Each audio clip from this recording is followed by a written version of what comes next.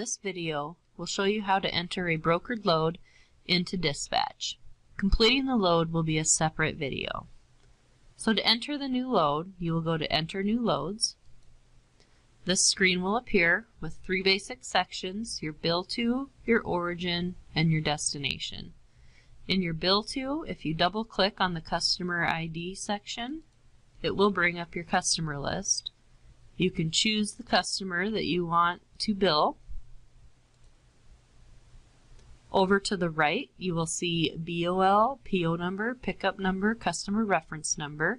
If you have any of those, you can enter those in.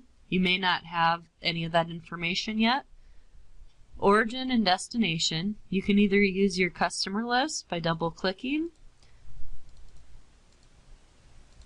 or if it's a location you're never going to go to again, you can just enter it in on the fly.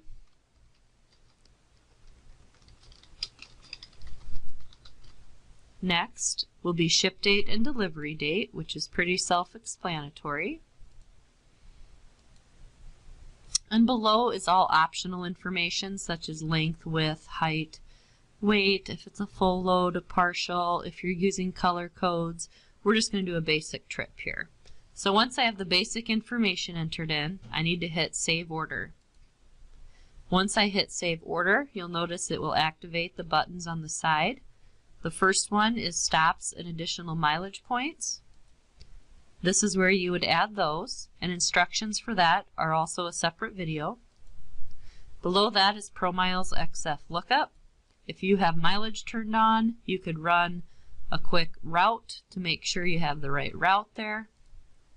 And below that is Apply Revenue. This is going to be what you bill your customer. So if I click on Apply Revenue, and yes to make my save, Add New Record, yes. I'm going to have a drop down for my different billing methods. Usually brokered loads are a contract rate, so I choose C for contract. Put my rate in. We're going to bill them $1,000. And I'll do Save and Exit. Once I've applied the revenue, I need to assign it to the actual carrier. You'll want to come in here, click on Outside Carrier,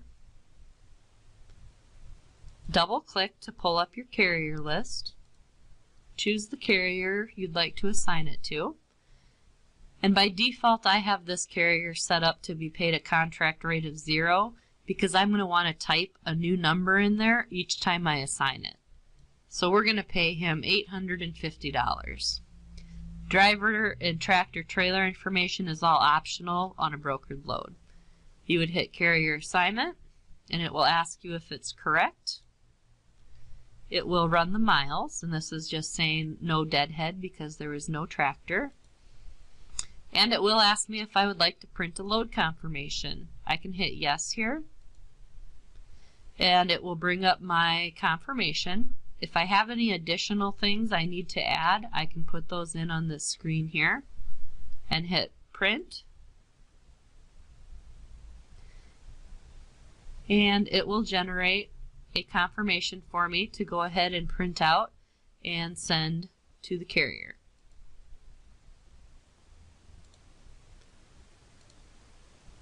And once you've done that, you've successfully assigned the load.